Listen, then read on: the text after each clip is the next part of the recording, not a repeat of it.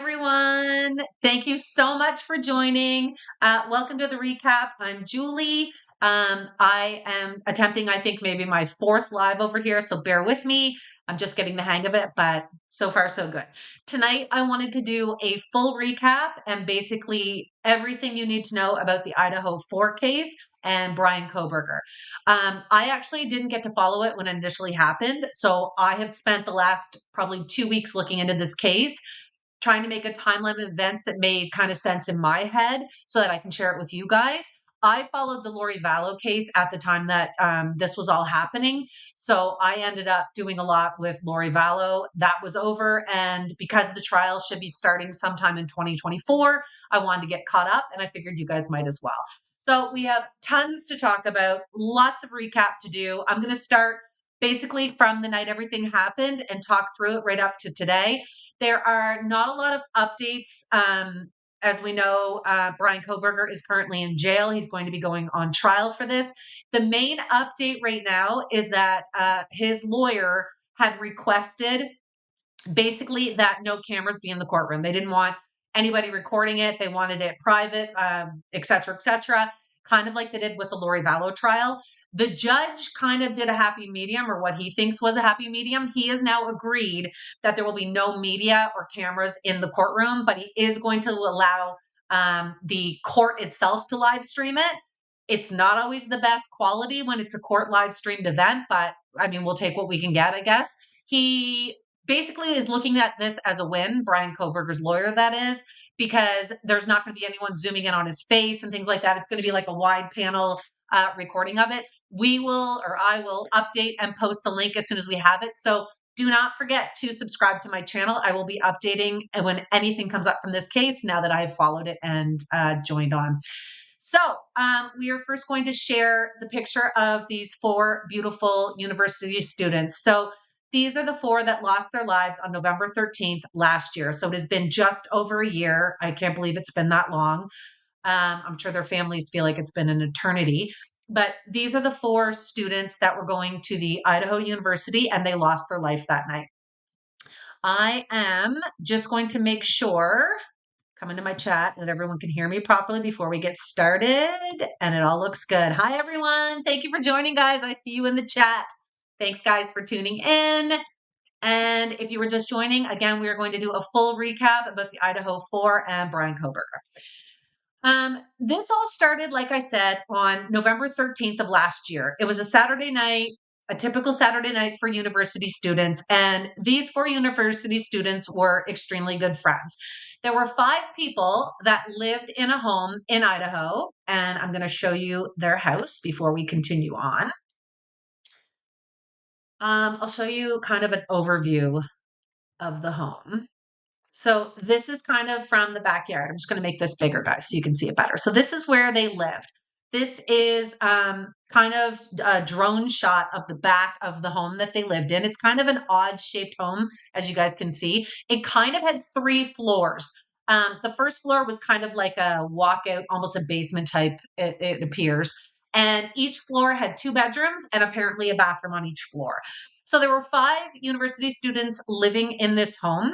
And Ethan, one of the victims, was one of the roommate's boyfriends.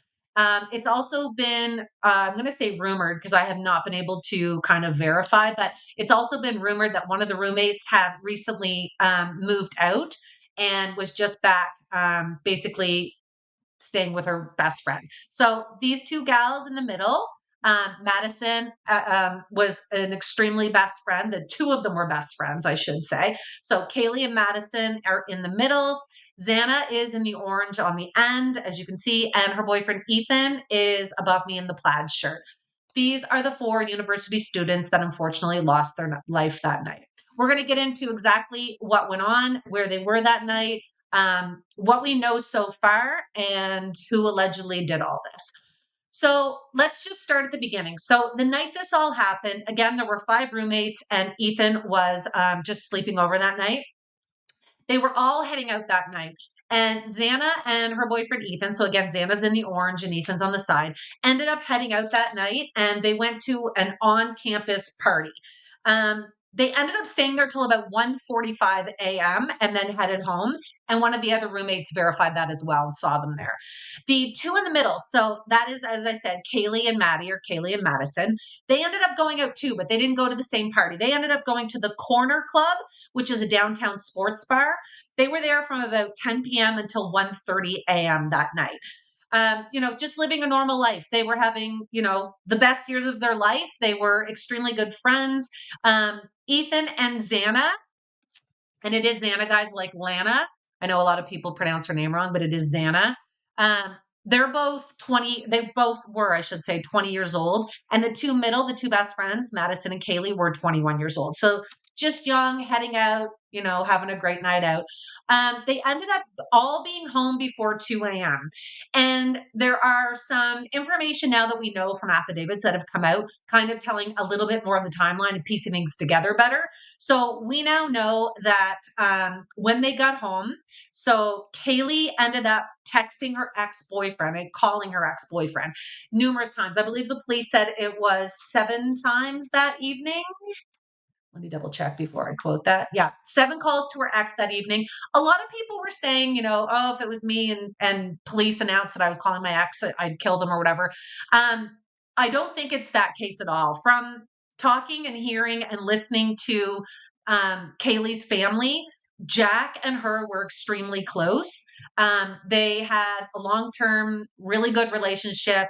I don't really know what happened between the two of them, but something happened and they ended. But the family has been quoted as saying they thought that Kaylee may have been changing her mind. She was actually apparently quoted as saying, I may never find another Jack.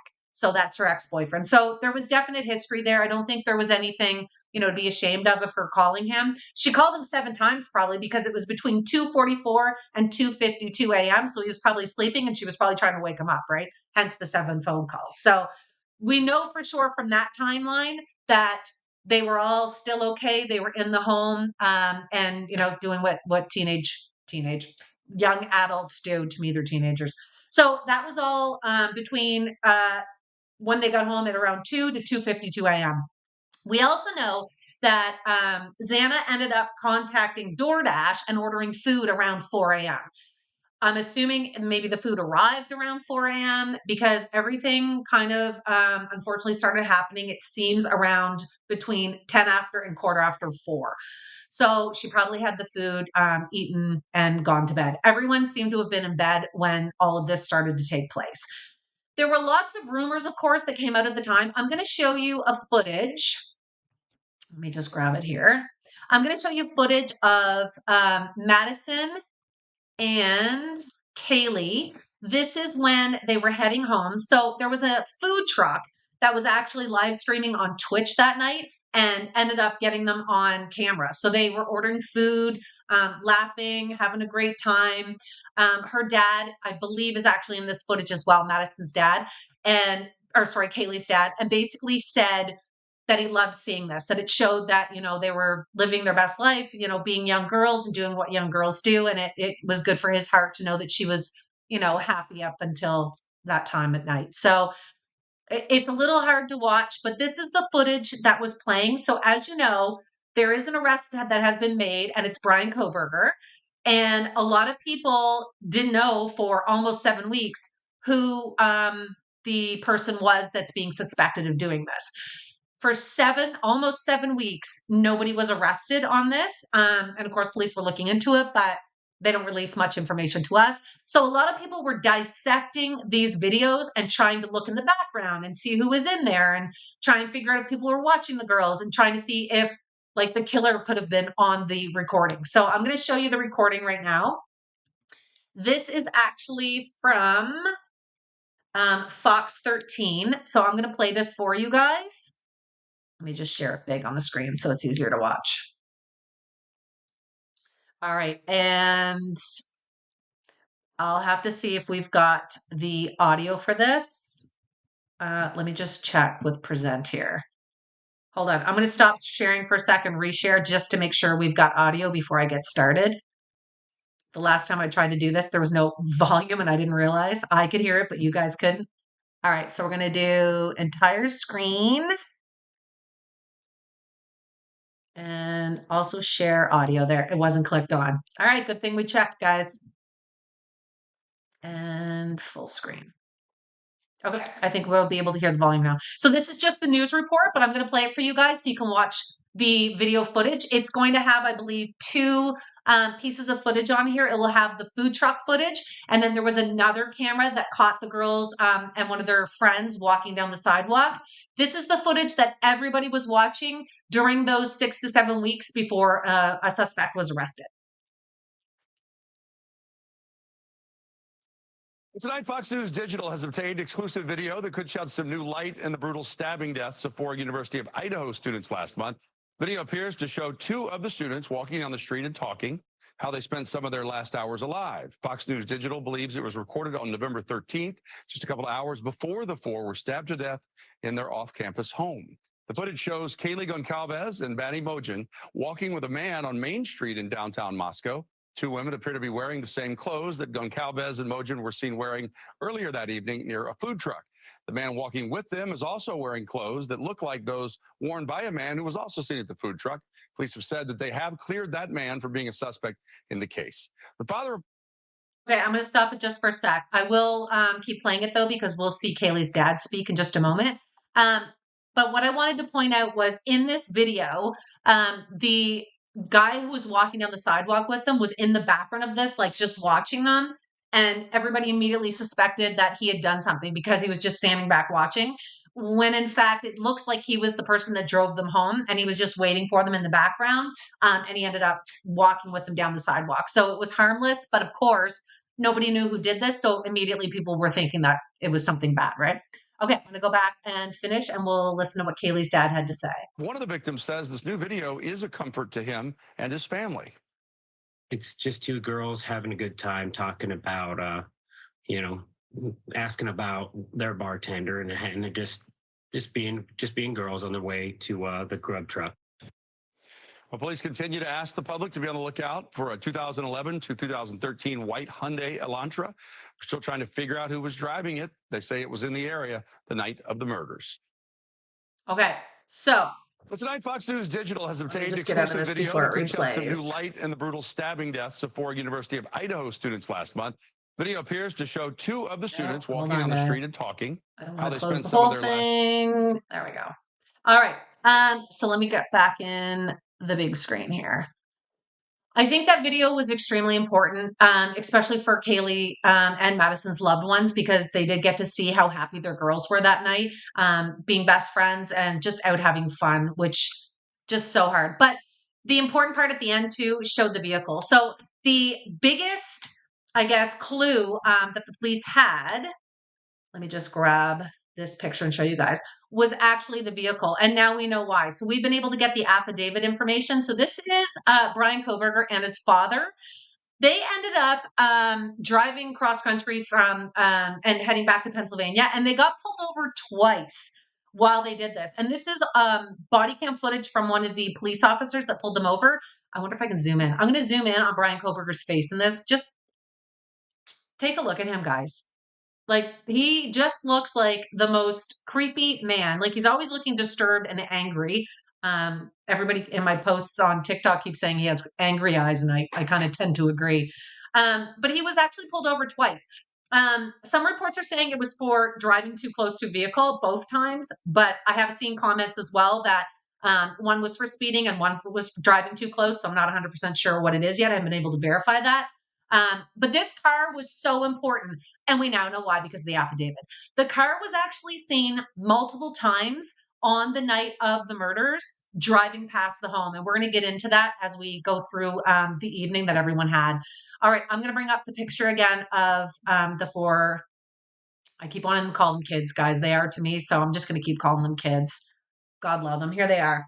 So the 4 victims, we're going to get into the rest of the evening. So like I said, they were all home by 2. We know that they were doing things on their phone and hanging out still until at least 4. Xana had ordered DoorDash at 4.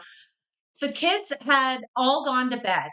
They were all in separate areas of the home. Initially, when this all came out, police had, or I shouldn't say police, we don't know what the police thought, but media and everyone talking about it had initially thought that the 2 surviving roommates had been on the first floor sleeping through all this. After we got the affidavit out, it started to clear things up, and that was not the case. One roommate was on the first floor sleeping and apparently slept through it, but the other roommate was actually on the second floor. And on the second floor was where Ethan and Xana were sleeping in Xana's room. So the second roommate that survived was on the second floor with Xana. On the third floor, the top floor, was the two best friends. So Maddie and Kaylee, they were both up there. Also up there was Murphy. So Kaylee had a dog, and the dog's name was Murphy, and Murphy was upstairs with her. And Murphy plays a big part in this in a little bit, and we'll get into that in just a second. So again, they're all in their rooms. It's 4 a.m. They're all starting to settle down. It is now early Sunday morning, 4 a.m. Sunday morning. They're thinking that they're heading to sleep for the night. And unfortunately, as we know, that was not the case. The second roommate had a lot of information to share with the police and has actually given a really good kind of timeline of events of what's gone on. There has been so much talk around the two surviving roommates. I did a deep dive into the two girls, trying to figure out where they are, what's going on, things like that. And there's not a lot to find. So they have both been very quiet since all this happened. They went through so much that night. And unfortunately, it sounds like it just got worse for them. They had people basically attacking them on their social media accounts. When they went out, people would say things to them. Like, it was not good. It was, I can't imagine what they have lived through, and after losing 4 of their best friends. But there's not a lot that has come out except a couple things. So one of the things was going around was that one of the roommates refused to testify in the trial. It sounds like that isn't exactly the case. It sounds like they didn't want to testify in front of the trial and be like in front of a jury and the crowd and, in the stand, because it's traumatizing. They are absolutely traumatized. So from what I've been reading, it sounds like they made another agreement that they would just do an interview with the prosecution or defense or whoever wanted to talk to them, like a private interview session with that. So whether or not that's going to take place or already has, I'm not 100% sure. I've just come through that with my research. The other roommate has given numerous statements to everyone involved. She has given a full report. A lot of people comment on the fact that the two girls have not spoken publicly about this. I don't think they can.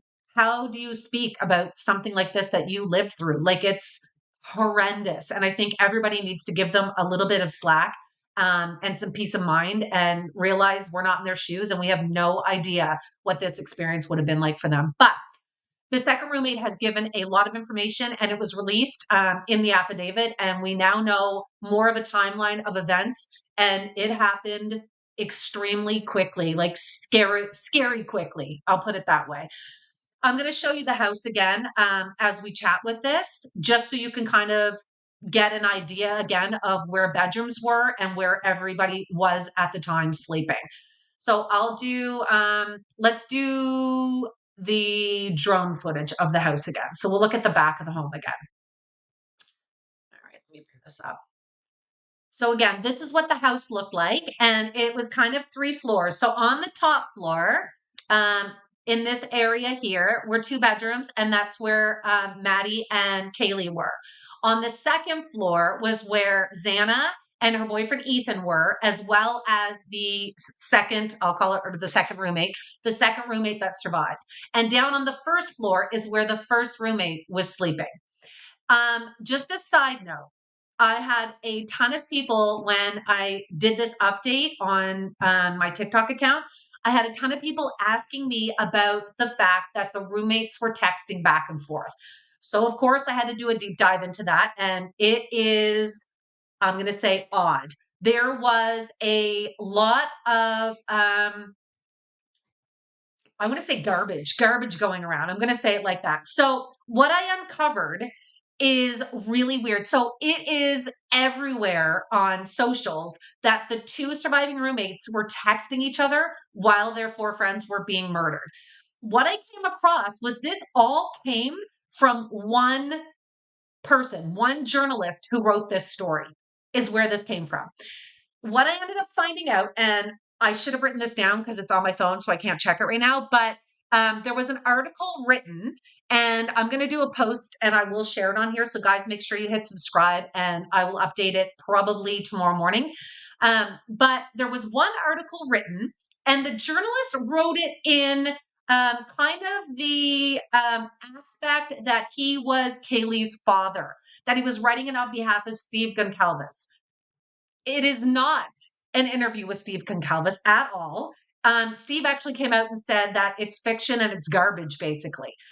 What the author had in there was stating that Steve found out from the grand jury, so like someone leaking information, found out that the roommates were texting each other while all this was going on. This is the only place that I could find where this has been said.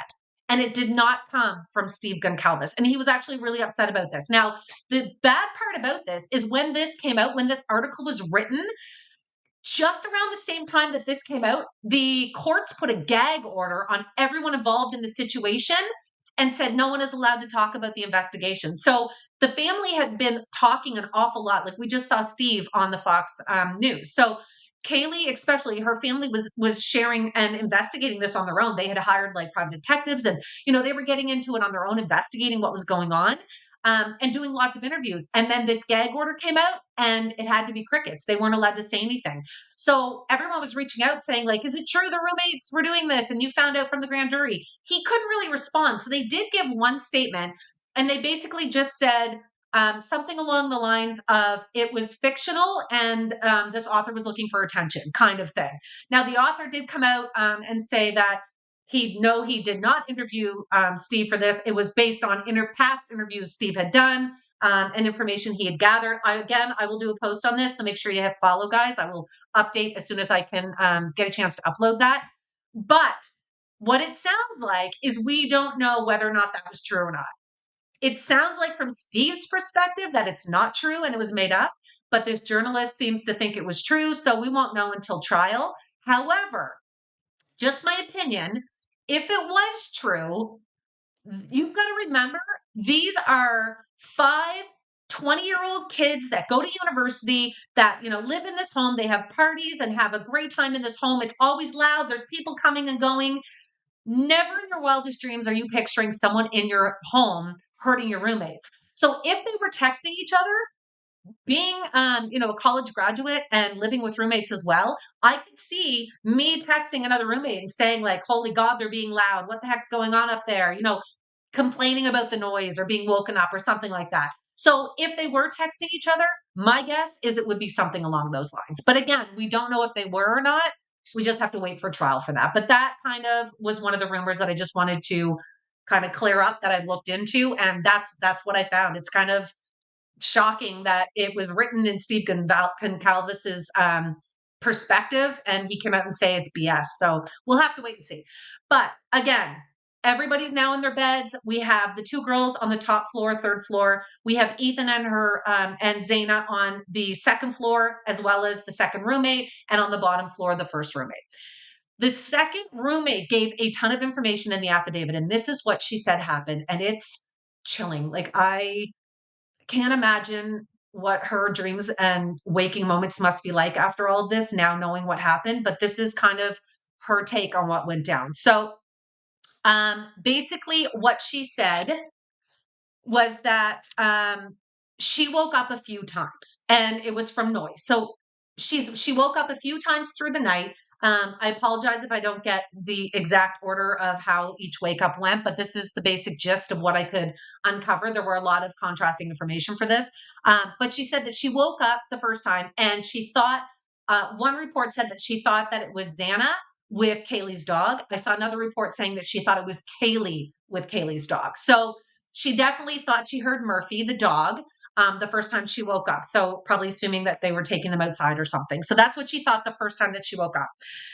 The second time that she woke up is chilling. She woke up and she thought she heard someone say, there's someone here. Like, just take a minute now, knowing what was actually going on, how she would view that. But at the time, she thought she heard someone say, there's someone here. She thought at the time that it was either, I've heard a couple things, that either it was Xana or it was Kaylee. The police were thinking at the time that it was Ethan. They know that Xana at this time was actually on her phone, on her TikTok app, and it was 4:12 a.m. So again, 4 o'clock DoorDash was ordered. It's now 4:12. Just pay attention to the timeline, guys, because it happens so quick. So this all happened at 4:12, that these couple incidences happened. The roommate also opened the door a few times. She said she opened the door once because she thought she heard crying. So she was opening the door and listening.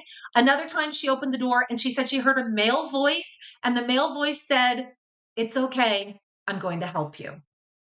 Again, lots of people in my comments saying, how could she not call the police right then? This is, again, like 6 people in this home. It's, young kids, university kids, a party place. Like, she might have thought someone else was there. She could have thought it was Ethan. It doesn't get into a lot of details for that. It probably won't until trial, but that's what she heard when she opened the door.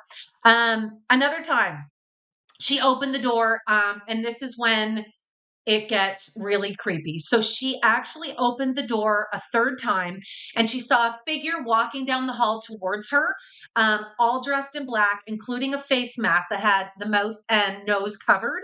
And she said she actually froze, like in shock. Like, she was like, what the? And it kind of sounds like it creeped her out or scared her. So she shut the door and locked it. Again, she's not thinking murder. She's not thinking someone's there hurting someone. She's just thinking some creepy person who the girls had back, is in the home. So she shut and locked her door. This is why 911 was not called that night, apparently. So there was nothing, that she immediately had red flags up that there was murders happening in the home, or she would have been scared for her own safety and contacted 911. So again, we don't know. We weren't in her shoes, but this is what she heard that night, and it's so disturbing. The other thing, guys, that was picked up that night is security camera footage that was near the home. So again, we've got the home. There was security cameras near, and the security camera actually picked up whimpering noises, a loud thud, and a dog barking incessantly. And all this was picked up at 4:17. So we've got Xana on her phone at 4:12 a.m. And we've got at 4:17 the whimpering, a loud thud, and the dog repeatedly barking. So we know it happened sometime in that time frame. And we have another kind of reference to time in just one sec that I'll tell you about. So they've been able to put all of this together now, and they were able to put all this together when they were doing their investigation. So they kind of had, a bit of a timeline as to when this was all going down. At 9 a.m. the next morning, a vehicle is seen driving by the home, and that plays a really important part because we're going to talk about why. I'm going to pull up a picture now. So this is the man that, we'll say allegedly did this. This is a picture of Bryan Kohberger. Bryan Kohberger is currently in prison awaiting trial for this situation. There is a lot that the police have on him, and we'll go through it. We'll go through starting with the night this went down. They had camera footage.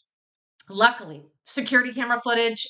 They heard things, they saw things, they were able to put things together. One of the main important pieces was his white Elantra car. They saw his white Elantra from, let me get the exact time here, from 3:29 a.m.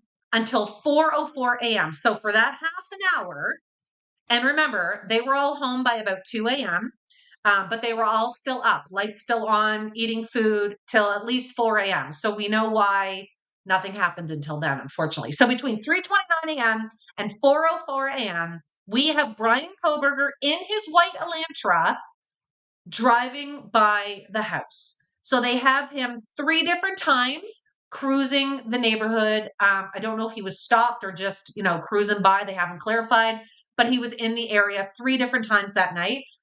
Then they have that same car the next morning at 9 a.m. driving by again. And this was like 5 hours after, as you guys know, when all this happened.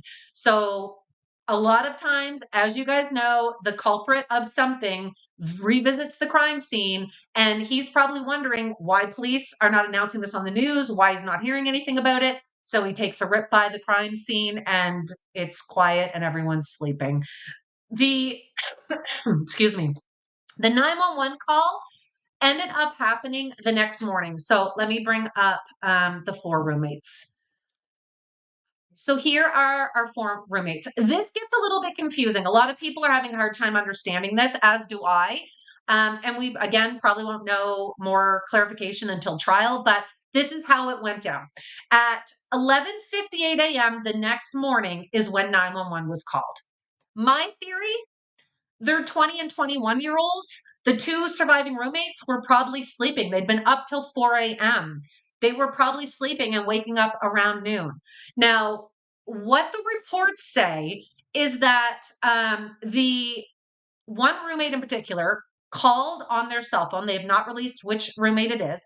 One roommate called on their cell phone. And when the police arrived, they're saying a few reports said that there were other friends there.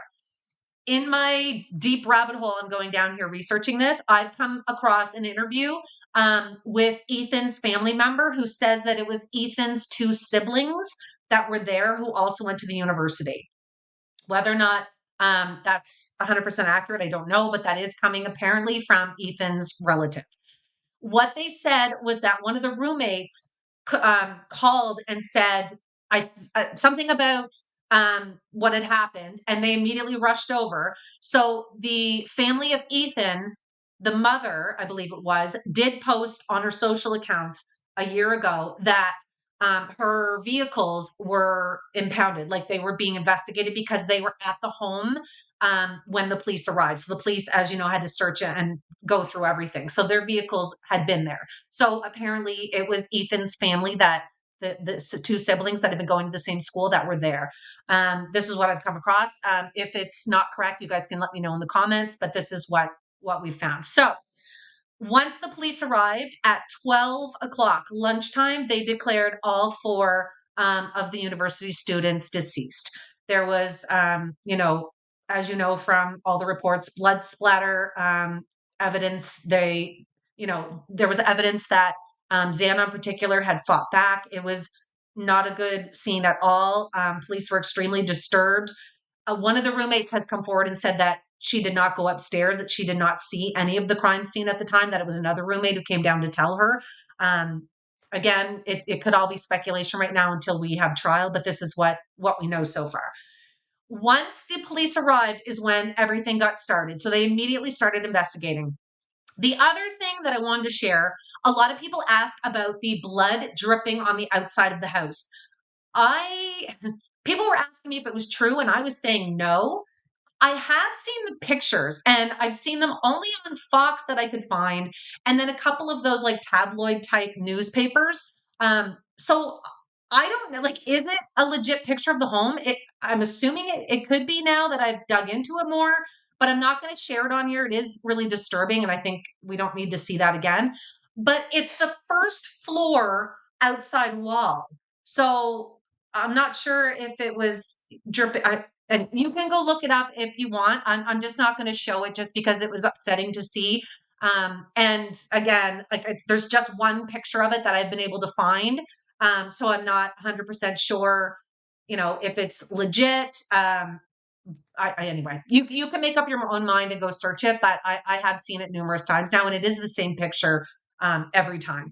But the police arrived. They were photographed taking out, bloody mattresses, things like that. So I know it was an awful scene. I just don't know about that picture. They ended up tracing the white Elantra to Bryan Kohberger.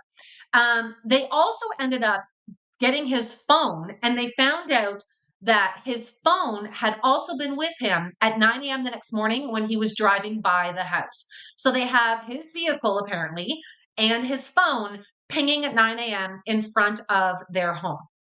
So they do have that. They also know that the night this happened, that Bryan Kohberger's phone was not working, so was turned off between 2:47 a.m. and 4:48 a.m. is when it was turned back on. So 2:47 a.m. is when it shut off, and it didn't turn back on until 4:48. Seems kind of fishy. You guys can, make your own judgments with that, but I think that's a bit telling. The other thing, I'm going to pull up Bryan Kohberger's picture because we are now going to be talking about him for a bit. Let's pull up this shot. So this is Bryan Kohberger being escorted into court one day. Bryan Kohberger has now become the suspect. So he did not get arrested right away. The police did not feel that they had enough evidence at this point to arrest him, and they wanted to build, a proper case. So it was almost 7 weeks later that they ended up arresting Bryan Kohberger. What they ended up doing is they ended up putting someone on him on watch duty. They did, of course, do a search warrant of his apartment, took out lots of things. They did a search of his phone. They confiscated that. Like, they looked into everything, of course, but they also put someone on him, and he did go home to Pennsylvania to his parents' home. I'll bring up his parents' home so you can see what it looks like. So they had people watching him on surveillance at his parents' home. And this is his parents' home here. So this is where the police were watching, and they ended up catching him. And I say catching because I'm sure he at this point didn't realize he was being surveyed, but they ended up catching him coming out, and he went to town apparently on his car. He cleaned the inside and outside of that vehicle. They said basically with a fine tooth comb. I can't imagine the feeling the police would get watching him wash away possible evidence, but apparently that's what they had to do because they didn't have enough. They also saw him taking out trash with surgical gloves on to the neighbor's house and dumping it in the neighbor's trash bins, which immediately they went and got. Apparently, from what I can find out, this is how they ended up getting a DNA swab. So they ended up utilizing the trash, finding his father's DNA, and I'm going to say this word wrong. Let me try it. And they used genetic genealogy, hopefully I said that right, to get his father's DNA. And they knew it was going to be a relation of the father, which in turn would be Bryan Kohberger. This apparently was enough for them, and they ended up arresting him. When they went in the home to arrest him, again, he was dealing with trash. They said he had surgical gloves on, and he was putting trash in individual Ziploc baggies. I have no idea why, but apparently this is what he was doing when they went in. They arrested him, and what they ended up finding at the crime scene that had his DNA on it, there was no weapon found at the crime scene, but there was a knife sheath found on the bed. And from what I can gather, it sounds like it was on Madison and Kaylee's bed. It was like the sheath to a knife. And they ended up getting the DNA from Kohberger off of that. They related it back to his father's DNA. Then they swabbed him, and it came back this year that, in fact, 100% it was Kohberger's DNA on the knife sheath. So they have that. When they did the search warrant, the search of Bryan Kohberger's home, this is what they ended up taking. So they ended up finding quite a bit in the home. They ended up taking, let's see, 2 knives, a Glock handgun with 3 empty magazines, a black face mask, black gloves, and a hat. Whether or not they're going to relate back to the crime, we don't know. A lot of people were saying, anyone could have a black hat and gloves and stuff. Yes, true. It was surgical gloves and things like that in the home, but they'll know after testing it, I guess, if it had anything to do with any of it. His parents released a statement last January of 2023, this year. And I think it was needed. They were catching, as you can imagine, a lot of flack from all of this. They believed that their son was guilty. They may still to this day. Bryan Kohberger, I believe, thinks or was saying that he was guilty or innocent. Sorry. The parents thought he was innocent. I don't know if I just said guilty or not, but innocent. So their statement, I feel, was well done. I think it's all they could really say. They started it off by saying their condolences to the family and how heartbroken they are from this loss, and then saying that they would continue to support their brother and son, as any family member would, and things like that. So that happened in January. They announced in, I believe it was July. Check my date. Oh, I can't find my date. I'm going to say it was July until I can double check it. I think it was. But they announced, I believe it was just this past July, that they were going for the death penalty in this case for Bryan Kohberger.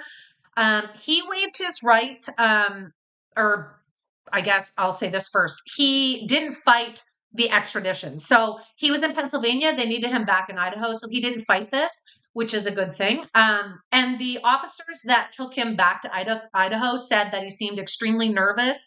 that he was talking to himself on the plane, that he would say things like, "You're going to be okay. We're going to be okay. We're going to get through this."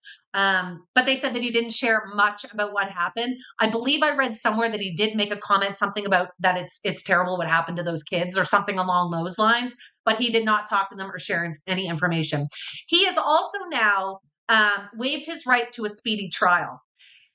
Because he waived his right to a speedy trial, that meant that things didn't have to happen in the order they normally do. Like, as you know, as part of your human rights and things like that, you have to be tried and have your day in court in a certain amount of time. He waived that for whatever reason, so that's why we have not had a trial date set yet for this. I'm assuming they're going to be dotting all their I's and crossing all their T's right now, want everything ready. So it sounds like it's going to be in 2024 is when the trial is going to start. I'm definitely going to be updating over this anytime something comes up. So make sure you hit follow and subscribe, guys. But it looks like we're going to have to wait until 2024 for this to kind of come out. It came out also. Bryan Kohberger apparently was following three of the victims. I'm assuming it was not Ethan. I'm assuming it was the other three on Instagram. And apparently this came from Kaylee's family. It looks like they were investigating and digging into things because the police did not release this information. So it sounds like they got it. He was following them. They were not following him. We also know that he was messaging one of the victims apparently, and it wasn't anything aggressive or angry. It was persistent is the wording they used. I guess he was writing them saying like, "Hey, how are you? How's it going?" repeatedly without getting a reply. They found the messages in a request folder. As you know how Instagram works, you have to accept requested messages, and it was not accepted. So whether or not whoever it was saw the message, we don't know. There's also been rumors that he had pictures on his phone of one of the victims. We don't know if it was pictures he took or if it was pictures he got off their socials. We don't know. And again, it's all alleged right now because it's just coming from all different sources. His background. So let me put him up again. A ton of people have been interviewed about Bryan Kohberger and what the scoop is with this man. A lot of people from his past came forward and said that he was extremely bullied when he was younger, that he was overweight, and that he was really bullied. There's been other people that came forward and said that he was a bully, that he was, extremely angry and would fly off the handle easily and lashed out at people. I personally think both of those could be right and accurate. I mean, a lot of people that are bullied when they're younger turn out to be bullies. So who knows? One of the ones, though, that I wrote down that I thought was really interesting was this. Um, the owner of a local bar, it was called Seven Sirens Brewing Company. So the bar owner actually came forward and told a very interesting story. And I tend to believe this only because I think he can prove it with ID information. And here's what it was. He came forward and said that Kohberger used to frequent his bar by himself. He'd come in, he'd sit, he'd watch people just looking kind of creepy, and that he would give the creeps to his workers that were at the bar, as well as other patrons, female patrons. He said that he had this scanning system that when people came in, they would scan their ID card and a screen would pop up, and any notes, like if they caused fights in the bar or anything like that, would pop up. He said that the female employees would comment things about Kohberger on there, saying that, be careful of this guy, seems creepy. They would comment that he asked creepy questions, things like that. Whether or not, that's accurate, again, I tend to believe it just because it's in a system, and hopefully he has shown these reporters that reported this, but who knows? But what he said happened was it got to the point where he had to step in. So he went up to Bryan Kohberger one night when he arrived and said to him, "This can't be happening anymore. Like, you got to knock it off, buddy." And Kohberger said to him, "I don't know what you're talking about. I think you've got me confused with someone else." And he left the bar and never returned. There's also been a lot of reports, including I watched an interview with Kohberger's aunt, who actually said that he was into drugs and that she had hoped that he was straightening his life out because he was, moving forward in his education. I don't know whatever we want to call it, his desires or his future plans. This is how educated this man was. He had his bachelor's degree in psychology, a master's degree in criminal justice, and he was getting his PhD in criminology at Washington State. So he was about 8 miles from where the home was that these university students lived in. He was extremely educated, but also you probably notice what I just said there. Degree in psychology, master's in criminal justice, getting his PhD in criminology. He was obsessed with criminal aspects and the law. Apparently, at one point, he may have wanted to be a police officer. They've got emails between him and a police station that he had been chatting with. So there's a lot of, connection to criminal aspects and criminology in his life and in his education, almost like he may have been a bit obsessed with it. And again, possibly mental health issues with the drugs and things like that. All speculation. We, again, won't know anything until it goes to trial. But a deep dive into him pulls up some pretty scary stuff. The other thing that I wanted to chat about was Kaylee's dog, Murphy. I had a lot of people asking about the dog. So the dog did survive. And Murphy, in my opinion, played a big part because of the timing that Murphy was barking. I think it helped police officers kind of piece together a timeline a little better because they got the barking on the security footage. So I think Murphy, played a hand in that as well. I'm going to show you Murphy, guys. Murphy, there he is. So this is Kaylee with her baby. There's Murphy. Murphy was a puppy. So Kaylee and her boyfriend Alex ended up adopting Murphy. And Murphy has his own Instagram account if you want to go check it out. It's Murphy underscore Goncalves. And Alex, her ex-boyfriend, is running it. He posts a day in the life of sweet little Murphy here. And he has Murphy. And Murphy is extremely loved. You can tell from these pictures. But on Kaylee's birthday that just passed this year, Alex made a tribute to her, talking about Murphy and how they got Murphy. And he said basically that Kaylee wanted to get a dog and Alex didn't know if he was ready for a dog. And Kaylee convinced him in her spontaneous, bubbly personality. And they decided. So they drove something like, I think he said 16 hours to get Murphy. And they ended up adopting puppy little Murphy. And you can see pictures on his Instagram of baby Murphy. And they ended up, raising Murphy together and loving Murphy. They had split up, like I said, about 2 weeks before the murders had happened. There was maybe a possibility they were going to be getting back together, but at the time, Kaylee did have Murphy with her, but now Alex has her. Those are kind of the main things that we need to know moving forward for when the trial starts. There, of course, are lots of other things that I wasn't able to touch on this evening that maybe you're interested in. I'll try and get some of your questions and comments in the comment bank and see if I know some of the answers to that. But I'm definitely going to be looking into this. Again, don't forget to hit subscribe if you want to be updated as well. As soon as I hear when the court dates are coming out, I will let you guys know. But let me come to the comments because I see you guys asking questions, and let me see if I can get to any of them. Okay, so the first one, Jay just asked, what's the Instagram? So Murphy's Instagram account is Murphy underscore Goncalves. So it's Kaylee's last name. So it's Murphy underscore and Kaylee's last name, Goncalves. And I hope I'm saying her last name right. Sarah says, I was in Votech. Oh, we got my cat up here. Votech with him, and he was obsessed with losing weight after we started the year. Sarah, that would make sense if he was bullied when he was younger, because a lot of people were coming forward saying that. So I guess that would make sense. When is the trial? Emily, we don't know yet exactly when the trial is going to be. It sounds like it's going to not be until 2024 from the sounds of it. But as soon as anything comes up, I will definitely post an update. Yamato, thank you for coming over. Thank you so much for everybody who's been tuning in. I am fascinated with these stories, and it's heartbreaking what happened to them. So I'll definitely be following. Becky says, I don't think she's reading any comments. Becky, I can't when I'm on here, but I am now. Kaylee's boyfriend was named Jack. What was I calling him, guys? Was I saying his name, Jack, wrong? Did I call him Ethan by mistake? Oh, someone said I called him Alex. Sorry, guys. Yeah, it's Jack. Jill says that he started being a bully after he lost 100 pounds one summer.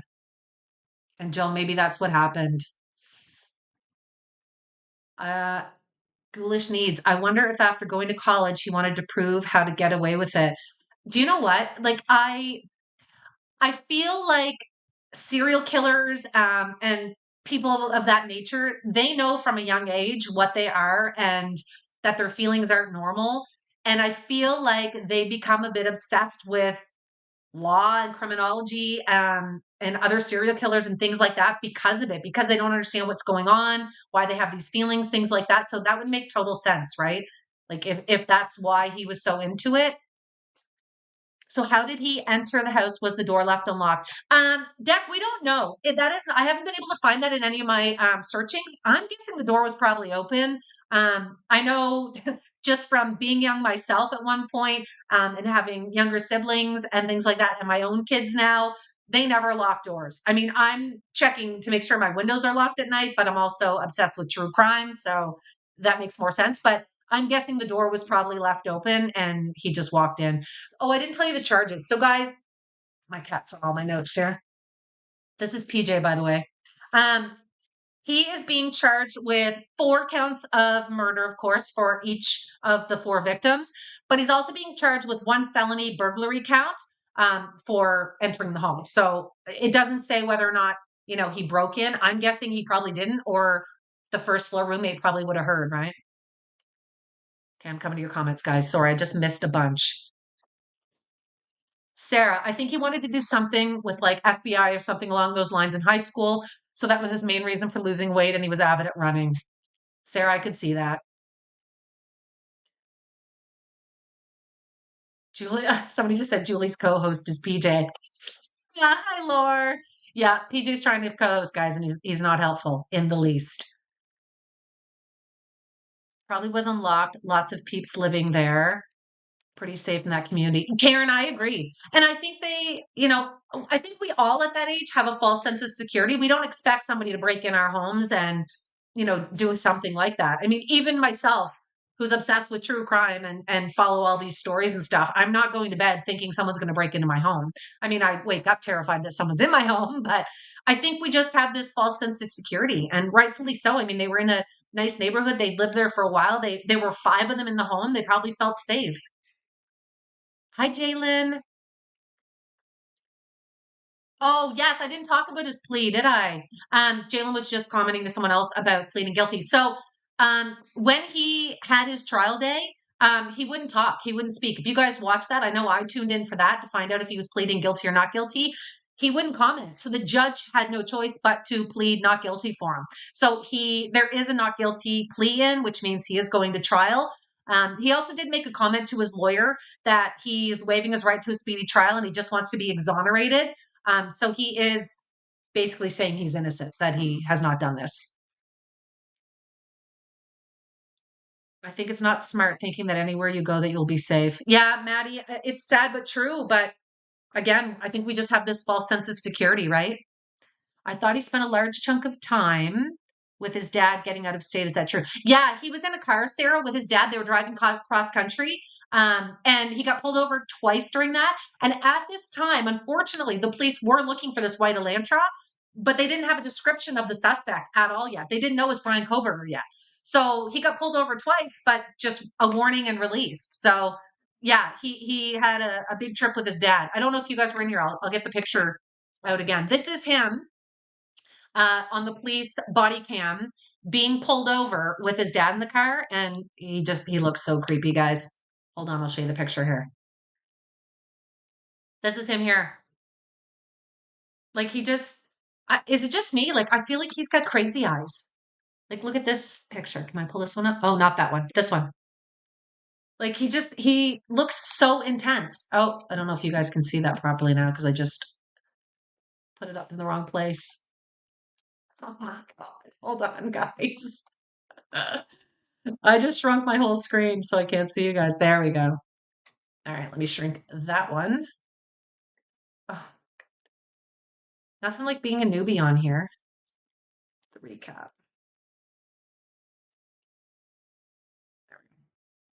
All right, I'm going to come to your comments.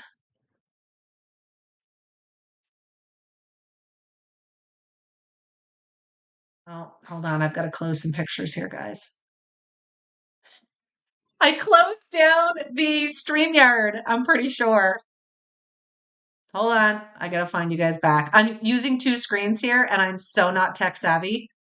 So let me close. Oh, cancel. And let me go.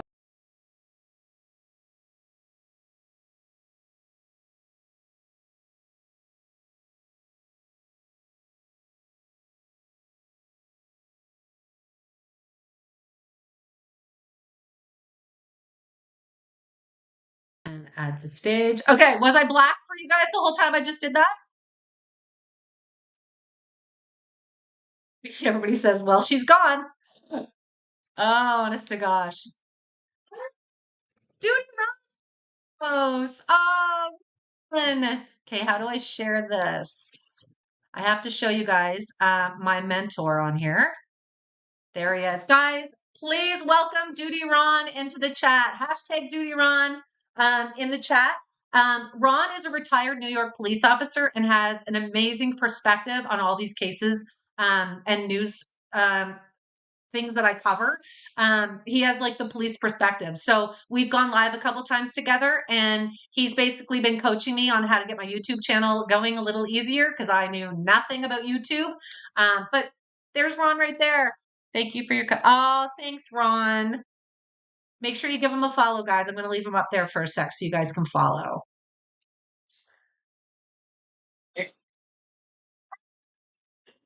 She just is this mom using her tablet. Oh, that just made my whole night. Gee, yes. Side story, guys. When we got, I'm old, okay, I'm 48. When we got our first computer, the old school mouse here, my mom, she was probably my age at the time, but I thought she was old, picked it up and was like pointing it at the monitor, trying to use it. So, you know, I can justify it by saying I'm not as bad as my mom. That just made my whole day. Oh my God, you guys, I love you. All right, what's Irish saying? Duty Ron is amazing and full of information from, oh, I love it. Yes. Yeah, Duty Ron is fantastic. What are the updates on the Ruby Frankie case? Yeah, I have a lot of people asking that. If you don't follow me yet, make sure you guys hit follow. But I have been covering the Ruby Frankie case since it broke. I'm obsessed with it. I definitely will be updating as soon as anything comes out. There is no update right now. She and Jody Hildebrand are currently sitting in jail with no trial date, and they're probably losing their minds right now because they tried to expedite their trial. Not only did they not be able to expedite it, but it has gone on like 2 months longer than it should have. Didn't Bryan also ask if anyone else was arrested when he was? Yes, he did. Yeah, that's one of the first things he asked when he was arrested was who else has been arrested? Like trying to pass the buck, I guess. But yeah, that was one of the first things he asked. Here's the question I get all the time. Yeah, Eliana said, was there a photo of blood dripping from the house? Yes, but only one. And I can't figure out if it's legit or not. If anyone is on here today and you have another picture of that or more information, please email and send it to me. I have been digging into that and I can only find one picture of it.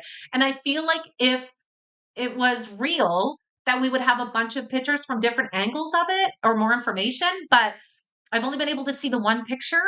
And it just, I can't wrap my head around how that happened. Like it was on the first floor, the bottom under the siding of the first floor. Like, did it run down the whole inside of the house beneath the siding? I mean, it's totally possible. I just can't wrap my mind around it. It's horrific to think of. But yes, I did see that picture. According to Corner Kathy. Irish, I missed your comment. Oh, that it was blood. So Irish Badass says that according to Corner Kathy. I don't know who Corner Kathy is. Yeah, I'm not sure. Haley just said, oh, we got it. Duty Ron just said that blood was confirmed. Ron, who confirmed it? We'll have to chat after this because I haven't been wanting to say too much about it. just because I didn't have enough knowledge on it. But please drop it in the comments if you know, but I'll text you after too. And Haley just wrote, how is the fifth roommate doing? We haven't heard a lot from the fourth and fifth roommates. They're living a really quiet life right now, and I don't blame them. They got a lot of hate, unfortunately, and just awful, awful comments and things from people when all this went down. So they have been fairly quiet about it. It's the second floor coming from Xana's room. See, the reports I saw Texas Rangers say that it's on the first floor, but maybe they're talking about like the back of the house, how it's the second floor and then third. It's like a weird setup on the house. I'll show you the picture. I'll go if I can figure out how to do this on my account, right? Don't judge me. Again, I'm 48. I'm going to find the picture of what I'm talking about and you guys can help me figure it out. So, let's do Idaho. On the outside of the house. Okay. All right, came right up here, guys. So let me make this big.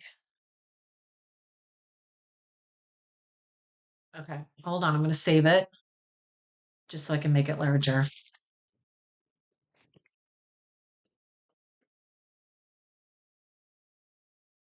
Oh, Ron's posted. Just a sec, guys. Ed Wallace, my co-host, who is the retired NYPD crime scene unit detective, confirmed that. Okay.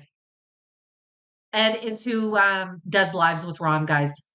He's another police officer as well. Okay, hold on. Let me grab my picture. Okay, and share my screen again. Entire.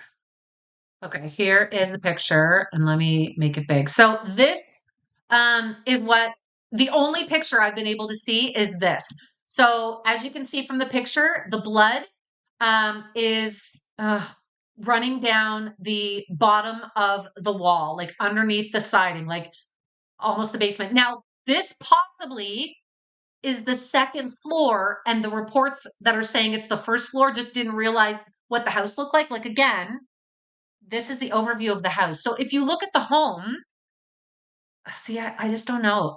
Do you know what it has to be? Because if you look down here at the bottom of the first floor, unless the cement's here, oh, look, it's probably right here. It would have to be this area or this area, probably where the blood was, wouldn't it? Oh, you guys. I saw that same picture, but a slightly different angle. Did you see a different one, Eliana? The first floor is basically built into the hill. Yeah, it is. Yeah, it's a very different setup. I'm not sure. It's every parent's worst nightmare. Ash, I absolutely agree. I can't imagine what this family's gone through. I thought that the first floor was where the two surviving roommates were. The first floor is where they were rumored to be. When this first broke, it was said that the two surviving roommates were on the first floor. However, it's come out now that that is not the case. One of the roommates was on the first floor. The second was on the second floor where Ethan and Xana were. So she was not sleeping on the first floor, and she woke up numerous times, and she's given an affidavit of some pretty awful detailed information. Aaron says, but that's not confirmation from the investigating police. Oh, true, Aaron. Yeah. Ed is a forensic police officer, so he probably can just confirm that that is what blood on the outside of a home would look like if that actually was that.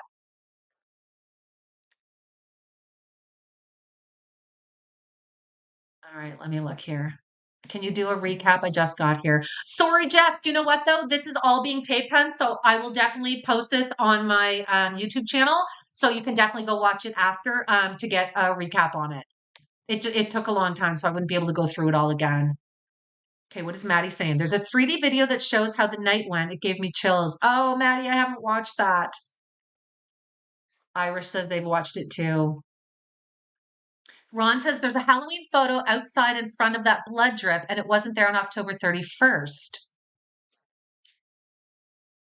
Ron, what do you mean?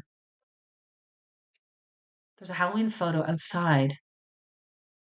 Oh, I see what you're saying. You're saying it wasn't there October. Okay. Okay.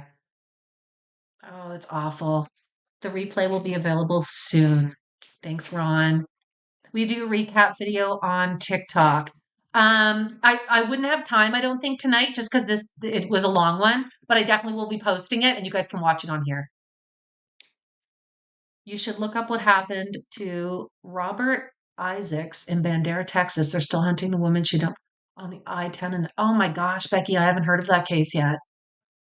Oh, Eliana, I just searched. Hi, Shaza. Guys, thank you so much for joining me tonight. I really appreciate you coming over and hanging with me while we chat about this. What is the 3D video called? Okay, I'm not sure. And let's see, Maddie, can you post what the 3D video is called if people wanted to watch it, and I'll share your post, hon. Oh, thanks, Mark.